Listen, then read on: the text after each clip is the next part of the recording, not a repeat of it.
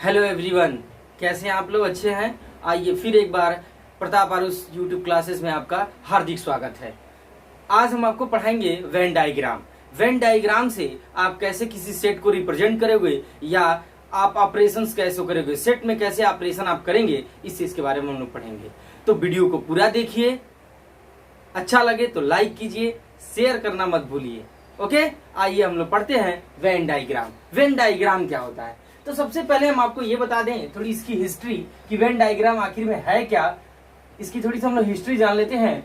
तो हिस्ट्री जानने से पहले हम ये देखते हैं क्या कि 18th सेंचुरी में एक स्विस मैथमेटिशियन थे। स्विस मैथमेटिशियन, ध्यान रखिएगा, स्विस मैथमेटिशियन। इनका नाम क्या था? यूलर। क्या नाम था? यूलर। यानी कि 18th सेंचुरी में एक स्विस मैथमेटिशियन थे यूलर। इन्होंने सेट को रिप्रेजेंट करने के लिए किसका यूज किया था? सर्किल का यूज किया था। यानी in 18th century a Swiss mathematician Euler introduce a circle to represent a set.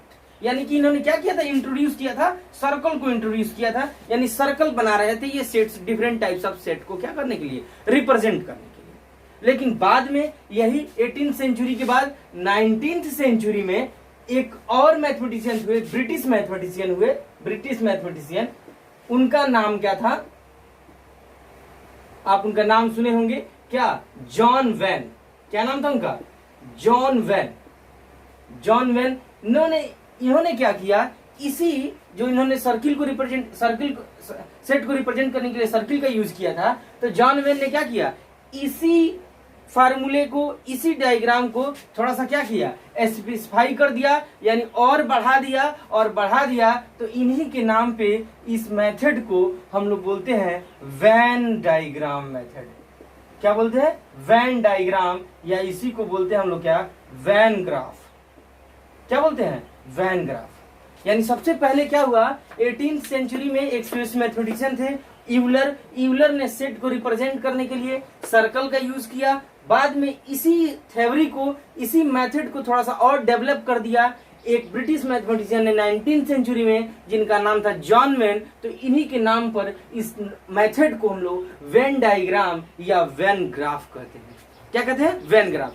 अब आइए हम आपको बताते हैं इस वेन डायग्राम में होता क्या है। जॉन वेन ने क्या इंट्रोड्यूस किया? इन्होंने तो कह दिया क्या कि सेट में, स्विस मैथमेटिशियन यूलर ने कहा कि सेट को तो आप सर्कल से रिप्रेजेंट करते हैं सर, मैक्सिमम सर्कल से आप रिप्रेजेंट कर देते हैं किसी भी सेट को। लेकिन जॉन वेन ने इसमें क्या इंट्रोड्यूस किया? आइए उसकी चर्चा करते हैं। ओके, अब जो जॉन वेन थे, उन्होंने डायग्राम मेथड में क्या किया? सबसे पहले इन्होंने बताया क्या कि जो इसमें यूनिवर्सल सेट होते हैं, यूनिवर्सल सेट को हम लोग कैसे डिनोट करते थे? यू से। इसको हमने क्या किया? इन्होंने कहा, जॉन वेन ने कहा कि इस मेथड में यूनिवर्सल सेट को हम लोग क्या यूजुअली किससे? रेक्टेंगल से रिप्रेजेंट करते हैं। किससे रिप्रेजेंट करते हैं? रेक्टेंगल से। और इसके जितने सबसेट्स होते हैं, यानी यूनिवर्सल सेट के जितने भी क्या होते हैं? सबसेट्स होते हैं, उन सबसेट्स को इन्होंने क्या किया? सर्कल से रिप्रेजेंट किया। यानी कि आपने देखा क्या कि वेन डायग्राम में जॉन वेन ने यह बताया कि जितने यूनिवर्सल सेट होंगे उनको आप रेक्टेंगल से रिप्रेजेंट करेंगे, और यूनिवर्सल सेट के जितने सबसेट्स होंगे उन सभी सबसेट को आप किससे रिप्रेजेंट करेंगे? सर्कल से रिप्रेजेंट करेंगे। अब मान लीजिए कि हमारे पास क्या है? मान लीजिए हमारे पास क्या है? यू बी है। क्या है? Universal set. हमारे पास यू क्या है? कोई यूनिवर्सल सेट है। और इसी में कह दिया ए क्या है? इसका सबसेट ऑफ क्या है? यू है। तो हम कह सकते हैं क्या? देन इसको कैसे रिप्रेजेंट करोगे आप? ऐसे एक रेक्टेंगल बनाइएगा, ऐसे एक रेक्टेंगल, इसको ऊपर लिखिएगा क्या? यू लिखिएगा, यूनिवर्सल सेट, और इसी के अंदर आप लिख सकते हैं क्या? कोई सेट ए। तो सेट ए को आपने किससे रिप्रेजेंट किया? सर्कल से। और यूनिवर्सल सेट को आपने किससे रिप्रेजेंट किया? यू से। वो क्या है? रेक्टेंगल है। यानी आप लिख सकते हो, यानी that is a is the subset of you. A is the subset of क्या हो जाएगा? ये। यानी आप वेन डायग्राम होता क्या है? तो वेन डायग्राम में एक बार समरी हम आपको बता देते हैं। 18th सेंचुरी में एक स्विस मैथमेटिशियन थे जिनका नाम था यूलर। उन्होंने क्या किया? सेट को रिप्रेजेंट करने के लिए सर्कल का यूज किया। बाद में इसी थ्योरी को, इसी मेथड को थोड़ा सा और डेवलप करके 19th सेंचुरी में एक ब्रिटिश मैथमेटिशियन थे जिनका नाम था जॉन वेन ने इस मेथड को क्या कर दिया, थोड़ा सा डेवलप कर दिया। इसीलिए इनके नाम पर इस डायग्राम को हम लोग कहते हैं वेन डायग्राम या वेन ग्राफ। क्या बोलते हैं? When graph. उसके बाद से वेन ग्राफ में होता क्या है, आखिर में कैसे हम लोग सेट्स को रिप्रेजेंट करते हैं? तो वेन ग्राफ में हम कहते हैं क्या, यूनिवर्सल सेट को आप रेक्टेंगल से यूजुअली, और इसके जितने सबसेट्स होंगे उनको आप सर्कल से रिप्रेजेंट करते हैं। इसलिए आपने एग्जांपल हमने दे दिया कि U अगर कोई हमारे पास यूनिवर्सल सेट है और A कोई अगर सबसेट है किसका, U का, तो हम वेन डायग्राम से कैसे रिप्रेजेंट कर सकते हैं? रेक्टेंगल में आपने यूनिवर्सल सेट को लिखा, इधर कोने में, राइट हैंड के कोने में लिखा जाता है, कॉर्नर में लिखा जाता है U को, और इधर क्या हो जाएगा आपका सबसेट हो जाएगा ये A। ओके, यानी A is the subset of क्या हो जाएगा, U। ओके, अब हम लोग वेन डायग्राम के बारे में जान गए। अब हम किसी भी तरीके का ऑपरेशंस होगा दो सेटों में, तो हम उसको क्या करेंगे, वेन डायग्राम से आपको रिप्रेजेंट करके दिखाएंगे कि उसका क्या मतलब है। ठीक है, आइए अब हम लोग पढ़ते हैं क्या, ऑपरेशंस ऑन सेट्स, यानी कि सेट्स पे कैसे ऑपरेशंस किए जाते हैं। अभी इसके पहले हमने आपको वेन डायग्राम मेथड बताया कि वेन डायग्राम क्या होता है। ठीक है, अब ऑपरेशंस ऑन सेट में हम पहला ऑपरेशन देखेंगे, union of sets. Union of sets क्या होता है, आइए इसके बारे में हम लोग इसका डिफिनीशन देख लेते हैं। तो यूनियन ऑफ सेट्स क्या है, अगर हमने कह दिया क्या, let A and B be the two non empty set. A और बी हमारे पास दो कोई नॉन इम्पटी सेट है। नॉन इम्पटी मतलब समझते हो ना आप, इम्पटी ना हो यानी कि कुछ ना कुछ एलिमेंट हो। तो कह दिया ए एंड बी कोई नॉन इम्पटी सेट है, then the union of A and B is the set. यानी ए और बी का यूनियन एक ऐसा सेट है जो कि जिसके एलिमेंट क्या होते हैं, which are either belongs to A. जिसके एलिमेंट यानी यूनियन के ऐसे एलिमेंट होंगे, ए और बी का यूनियन ऐसा सेट होगा, या तो ए में होगा, या तो बी में होगा, या तो दोनों में होगा। वही कह रहा है, विच आर आइदर इन ए और इन बी और बोथ ए एंड बी। इसका मतलब है क्या कि ए यूनियन बी का मतलब होता है कि सेट के एलिमेंट या तो ए में होंगे, या तो बी में होंगे, या तो ए और बी दोनों में होंगे। या यूं कह सकते हैं क्या, the set of those elements which belongs to A and B both and the common elements comes only one time. बस इतना कह दीजिएगा, यानी कि ए और बी के सारे एलिमेंटों का क्या, एक ऐसा सेट, लेकिन ए और बी का कॉमन एलिमेंट एक ही बार लिखा जाए, यानी ए के सारे एलिमेंट बी के सारे एलिमेंटों का एक मिलकर सेट बन जाए, और उनमें जो कॉमन एलिमेंट आए वो एक बार आए, तो उसको हम लोग कह देंगे क्या, वही ए यूनियन बी है। इसका मतलब है क्या, इसको हम ऐसे कहेंगे, it is denoted by A union B. इसको हम लोग कैसे डिनोट करते हैं, ए यूनियन बी से, एंड डिफाइंड एज, और कैसे डिफाइन करते हैं, एंड डिफाइंड एज, और डिफाइन कैसे करेंगे, ए यूनियन बी एक ऐसा सेट है, यानी एक्स सजेट एक्स या तो ए में होगा और x बिलोंग्स टू बी, ऐसे कहेंगे सेट को। यानी ए यूनियन बी का मतलब क्या हुआ, इन सारे एलिमेंटों का सेट, उन सारे एलिमेंटों का सेट या तो ए में हो, या तो बी में हो, या तो दोनों में हो। तो वही सेंस है, या तो ए में हो या तो बी में हो, यानी कि क्या होगा, यानी ए के सारे एलिमेंट, बी के सारे एलिमेंट, ए के सारे एलिमेंट को ले लीजिए, बी के सारे एलिमेंट को ले लीजिए, उनका एक सेट बनाइए। ठीक है, और उनमें जो कॉमन एलिमेंट होगा उसको एक बार लिखिएगा। जैसे कि इलस्ट्रेट एग्जांपल आपको दिखा, जैसे कि एग्जांपल में आप देखेंगे क्या, हमने कह दिया इफ a इक्वल्स टू 1 3 5 और b इक्वल्स टू हमारे पास क्या है 1 2 3 4, ऐसे है हमारे पास a और b, तो हम कह सकते हैं क्या, then a union b equals to a के सारे एलिमेंट और b के सारे एलिमेंटों का सेट।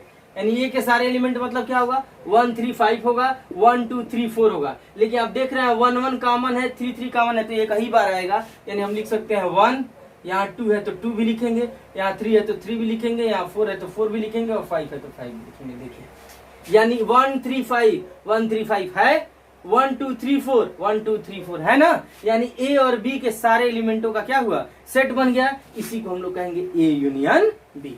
तो देखेंगे, कहेंगे क्या, या तो ए में होगा, या तो बी में होगा, या तो दोनों में होगा, इसे कहते हैं हमको ए यूनियन। यानी कि अगर कह दिया क्या, यानी दैट इज, अगर हम ये कह दें if x belongs to A union B, अगर कह दिया कि कोई एलिमेंट ए यूनियन बी में है, यानी इसको डिफाइंड करेंगे, यानी then x belongs to A और x बिलोंग्स टू b। ऐसे डिफाइन करेंगे कि या तो x a में होगा या x b में होगा, यानी जहां भी यूनियन होगा उसको हम लोग रिप्रेजेंट करेंगे किससे, और से। किससे, और से। देखिएगा जब भी आगे हम लोग प्रूफ करेंगे इसकी बड़ी ज्यादा जरूरत पड़ेगी। यानी यह भी कह रहे हैं the set of those elements which are either in A और बी और both A and B. Okay, तो ये रहा। अब इसको हम वेन डायग्राम से कैसे रिप्रेजेंट करेंगे उसको भी यही हम दिखाते हैं। अगर वेन डायग्राम से ए यूनियन बी को दिखाना है, अगर हमको ए यूनियन बी को हमको किससे, वेन डायग्राम से रिप्रेजेंट करना है, तो कैसे रिप्रेजेंट करेंगे। हमारे पास क्या हो जाएगा, एक हो जाएगा रेक्टेंगल। रेक्टेंगल में आप कह देंगे this is the universal set. अभी आपको बताया कि रेक्टेंगल से हम लोग किसको रिप्रेजेंट करते हैं, यूनिवर्सल सेट को। अब इसके सबसेट है कौन कौन से, एक सेट ए है और एक सेट बी है। एक सेट ए है और एक सेट बी है। तो कहेंगे क्या, इसका यूनियन का क्या मतलब हुआ, यानी ए के सारे एलिमेंट ऐसे कर दिया, बी के सारे एलिमेंट जो बी में हो और जो दोनों में हो उसके भी सारे एलिमेंट, यानी इन सबको क्या कर देंगे आप, साइडेड कर देंगे। इनको सबको साइडेड कर देंगे, इसी को हम लोग कहेंगे A union. This is the when. Okay, तो ये ऑपरेशन ऑन सेट्स पे आपने यूनियन पढ़ा। यूनियन का सेंस होता है यानी ऐसे सेट के एलिमेंट्स, यानी the set of those elements which are either belongs to A और बिलोंग्स टू बी और belongs to A and both A and B. Okay, तो ये होगा आपका यूनियन। ज्यादा आपका रिमार्क पॉइंट आपको दिखा देते हैं हम यूनियन में। आप ये देखेंगे क्या रिमार्क पॉइंट, अगर हम मान लेंगे क्या कि let A1 A2 A3 dot dot dot dot AN are sets, ठीक है ना। ये सब के सब क्या है, सेट्स हैं। आर नॉन इम्पटी सेट्स, ऐसे लिखिएगा, और नॉन इम्पटी सेट,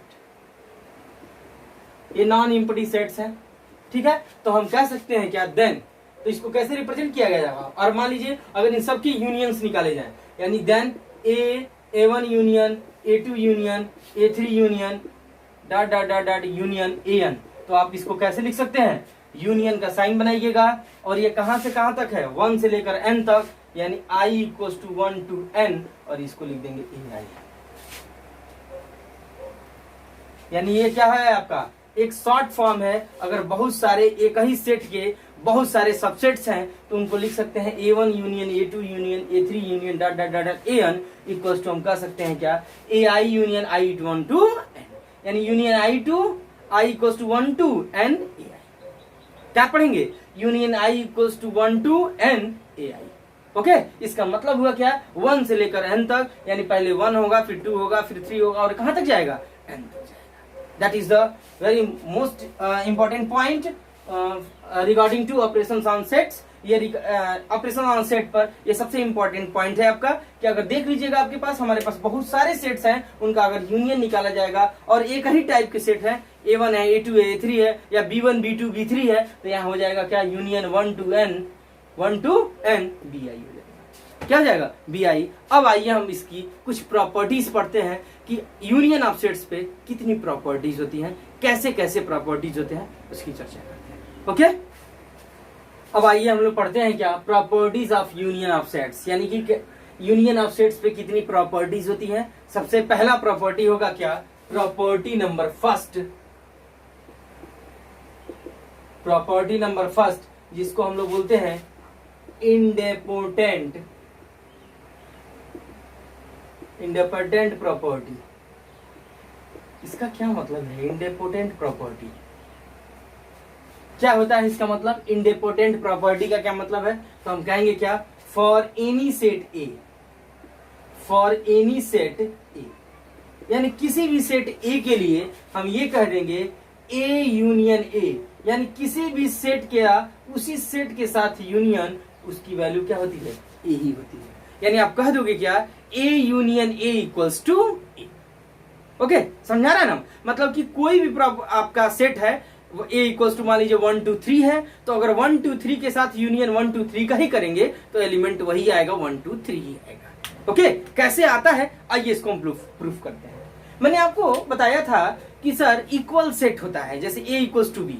अगर ए इक्वल्स टू बी है तो हमने सबसेट्स में आपको बताया था कि जब A इक्वल्स टू B होगा यानी दो सेटों को बराबर करना हो तो सबसे बढ़िया रूल है क्या कि A को कह दीजिए B का सबसेट है और फिर कह दीजिए B को A का सबसेट है। नहीं समझे? यानी इसका मतलब क्या हुआ, A is the subset of B पहला कंडीशन और कह दीजिए B is the subset of A दूसरा कंडीशन। इसका मतलब क्या हुआ, A के सारे एलिमेंट B में है और B के सारे एलिमेंट A में है, तो आप ये कह देंगे क्या A इक्वल्स टू B। यानी जब A के सारे एलिमेंट B में हो जाएंगे, B के सारे एलिमेंट A में हो जाएंगे तो A इक्वल्स टू B हो जाएगा। उसी तरह यहाँ भी एक ही सेट है और ये भी एक सेट है, तो कह रहा है ये सेट इस सेट के बराबर है। इसका मतलब क्या हुआ, यह इसका सबसेट है और ये इसका सबसेट है। तो आइए हम दिखा देते हैं इसको प्रूफ करके। प्रूफ मैंने मान लिया क्या, let X be an element of A union E। इसको मैंने फर्स्ट मान लिया। ओके, तो यानी कि जब X किसी यूनियन में होता है, इसका मतलब है क्या, X या तो A में होता है, यूनियन का मतलब और मैंने अभी बताया आपको, और X बिलोंग्स टू A। यहाँ A है, यहाँ A भी है, तो A होगा। अब कह रहा है X A में है या X A में है, इसका मतलब है क्या कि X A में ही है, A में ही है।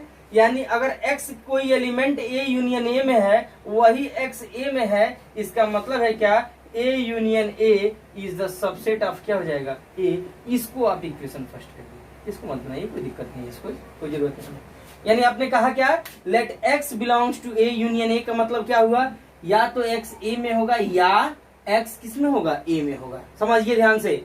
अब कह देंगे X A में है या X A में है, इसका मतलब X A में है, और जब A में है तो कह रहे हैं कोई एलिमेंट यूनियन में है, कोई एलिमेंट A में है, इसका मतलब ये इसका सबसेट है कि नहीं है, यानी इसके सारे एलिमेंट इसमें होंगे, यानी कह दिया A union A is a subset of A। Equation number first. अब आइए देखते हैं आगे।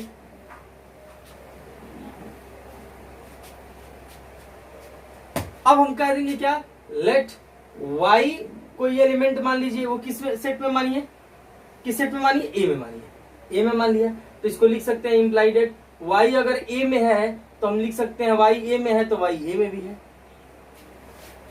मतलब कहने का मतलब क्या, Y A में है या Y A में है, बात वही है। तो हमने कह दिया Y A में है या Y A में है, यानी कि इम्प्लाइड डेट Y और लग गया तो बिलोंग्स टू क्या हो जाएगा, A यूनियन A। यानी कोई एलिमेंट Y अगर A में होगा तो वही A यूनियन A में होगा, यानी इम्प्लाइड डेट हम कह सकते हैं क्या, A is a subset of क्या हो जाएगा, A यूनियन A, यानी इसको कह दीजिए आप सेट। ठीक है, यहाँ आप क्या देख रहे हो, A union A is a subset of A, और यहाँ कह रहे हैं A is a subset of A union A, यानी from first and second, from equation first and equation second हम कह सकते हैं क्या, A union A equals to क्या हो जाएगा, यानी किसी भी एक सेट का उसी सेट के साथ यूनियन हमेशा वही सेट आता है। That is called idempotent law.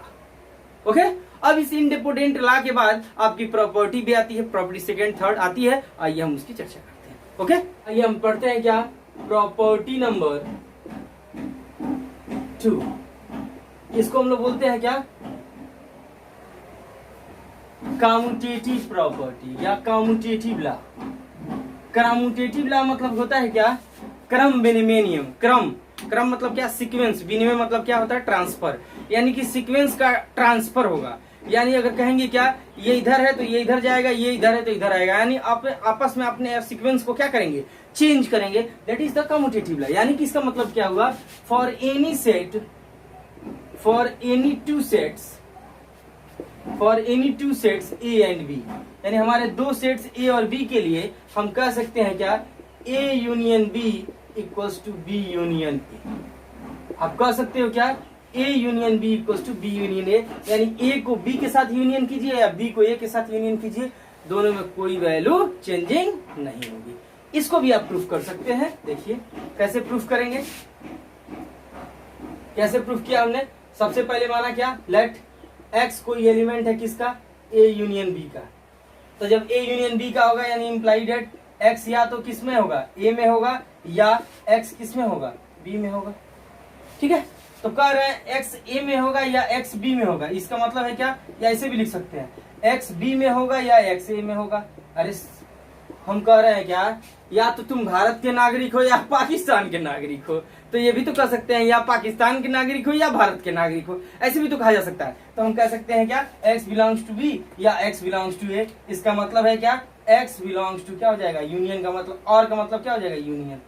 अब देखिए, यानी कोई x अगर a यूनियन b में है तो वही x b यूनियन a में है, इसका मतलब इम्प्लाइड आप लिख सकते हो क्या, a union b is the subset of b union a। इसको आपने क्या बनाया, इक्वेशन फर्स्ट। यानी एक को मैंने कह दिया ये इसका सबसेट है, तो अब इसको दिखाना है कि ये इसका सबसेट है, तो कहिए क्या, लेट y कोई एलिमेंट है किसमें, b यूनियन a में, तो इसका मतलब क्या हो जाएगा, y बिलोंग्स टू b और y बिलोंग्स टू a।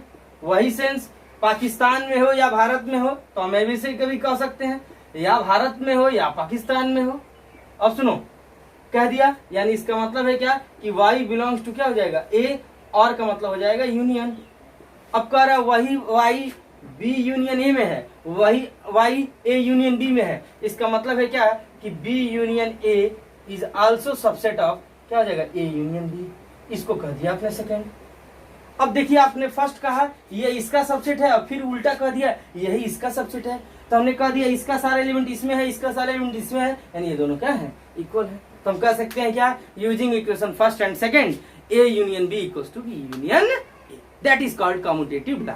यानी कि आप कह सकते हो क्या कि यूनियन कम्यूटेटिव लॉ को क्या करता है, होल्ड करता है, या a यूनियन b कहिए या b यूनियन a। ओके, अब तीसरा प्रॉपर्टी होता है एसोसिएटिव लॉ। आइए देखिए, प्रॉपर्टी नंबर थर्ड, मैंने कह दिया क्या, फॉर एनी थ्री सेट, इसको हम लोग एसोसिएटिव लॉ बोलते हैं, सॉरी एसोसिएटिव लॉ। मैंने कहा क्या, फॉर एनी थ्री सेट्स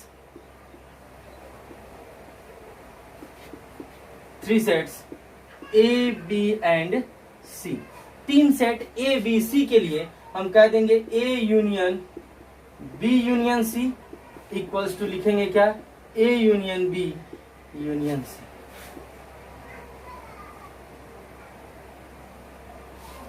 ठीक है, यानी तीन सेट अगर होंगे ए बी और सी, तो हम कहेंगे A union B union C equals to A union B union C. वैसे सेम प्रूफ होगा, हम कह देंगे ये इसका सबसेट होगा, फिर दिखाएंगे दूसरे केस में यह इसका सबसेट होगा, तो हम कह देंगे ये दोनों क्या होंगे, इक्वल होंगे। जैसे आप कम्यूटेटिव लॉ को प्रूफ किए, ऐसे ही आप एसोसिएटिव लॉ को प्रूफ करिए। ठीक है, अब आइए हम आपको दिखाते हैं क्या क्या लॉ ऑफ आइडेंटिटी, यानी आइडेंटिटी क्या है, यूनियन में आइडेंटिटी क्या है। ओके, प्रॉपर्टी नंबर 4 है कि आपका law of identity element. Identity element मतलब क्या होता है, आइडेंटिटी यानी कि उसकी पहचान ना बदले, तो हम कह सकते हैं क्या, फॉर एनी सेट ए, किसी सेट ए के लिए हम कह सकते हैं A union phi equals to, या लिखिए phi union A equals to, आप लिख सकते हो क्या ए, यानी क्या सकते हो क्या, यानी किसी भी सेट ए का अगर उस फाई के साथ यूनियन करें, फाई मतलब क्या होता है, इम्पटी सेट, यानी किसी इम्पटी सेट के साथ अगर यूनियन करें तो इस सेट पे कोई चेंजिंग नहीं आएगी। यानी आप कह सकते हो phi is the identity element of union, यानी यूनियन का क्या होता है, फाई क्या होता है, आइडेंटिटी एलिमेंट होती है। यानी आप कह सकते हो वेयर फाई इक्वल्स टू क्या है, एम्प्टी सेट है, क्या है, एम्प्टी सेट। और एम्प्टी सेट यानी इसी को हम लोग कह सकते हैं is known as identity of union. Identity of क्या हो जाएगा, यूनियन, यानी यूनियन में क्या होता है, आइडेंटिटी कहलाएगा। यानी किसी भी सेट के साथ अगर फाई का आप यूनियन करोगे तो उस सेट में कोई चेंजिंग नहीं आएगी। ठीक है, यानी आप कहोगे क्या आइडेंटिटी एलिमेंट में, for any set A union phi और phi union A equals to. Okay, अब देखिए थोड़ा सा इसके आगे थोड़ा ना चलते हैं। अब यहां फिर कहेंगे क्या, फॉर एनी सेट ए हम कह सकते हैं ए यूनियन यू या U union A equals to क्या हो जाएगा, यू मतलब क्या होता है, यूनिवर्सल सेट। यानी किसी भी सेट के साथ अगर यूनिवर्सल सेट का यूनियन करेंगे तो हमेशा यूनिवर्सल सेट आएगा। आप जानते ही हो यूनिवर्सल सेट में मान लीजिए 1 2 3 4 5 6 7 8 9 10 है, और ए में क्या है 2 4 6 8 है, तो क्या होगा दोनों का यूनियन 1 2 3 4 5 6 7 8 9 10 ही तो आएगा। बोलिए सारे एलिमेंट को कंटेन करेगा यानी यूनियन। यानी हम कह सकते हैं क्या वेयर यू को हम लोग कैसे रिप्रेजेंट क्या कहते हैं यूनिवर्सल सेट। ध्यान रखिएगा, यानी यूनिवर्सल सेट के साथ किसी भी सेट का अगर यूनियन किया जाए तो यूनिवर्सल सेट ही होता है। अब इसमें 2 पॉइंट आता है, देखिएगा नोट पॉइंट 2 आती है इसमें। आइए हम दोनों नोट पॉइंट देखते हैं, ये थोड़ा सा ज्यादा इंपॉर्टेंट है, ठीक है। अगर हम कह दें if A is the subset of B, A is the subset of क्या हो जाएगा बी। ए क्या है बी का सबसेट है, तो हम कह सकते हैं क्या then A union B equals to, यानी ए के सारे एलिमेंट किसमें है बी में है, तो दोनों का यूनियन निकालते समय क्या हो जाएगा बी होगा। ये कभी कभी प्रूफ करने के लिए भी आता है, ध्यान दीजिएगा। कह दे A is the subset of B, A B का क्या है सबसेट है, तो हम कह देंगे A union B equals to क्या हो जाएगा बी। और इसी में दूसरा रिमार्क पॉइंट होता है क्या, इफ बी अगर ए का सबसेट हो जाए तो हम कह सकते हैं क्या देन ए और बी का यूनियन हमेशा क्या आएगा ए ही आएगा। ओके, तो ये रहा आपका क्या यूनियन ऑफ सेट्स से पूरा प्रॉब्लम्स। इससे आप यूनियन ऑफ सेट्स के कोई भी क्वेश्चन कर सकते हैं, किसी भी तरीके के क्वेश्चंस को आप प्रूफ कर सकते हैं। ओके, तो आपको वीडियो कैसा लगा ये कमेंट बॉक्स में जरूर लिखिएगा, पूरा वीडियो देखिए, शेयर जरूर कीजिएगा। Okay, thank you. Next class में हम लोग मिलते हैं इंटरसेक्शन ऑफ 2 सेट्स, 2 सेटों का इंटरसेक्शन में, उसके बाद से हम लोग डिफरेंस ऑफ सेट्स पढ़ेंगे। Okay, thank you, have a nice day.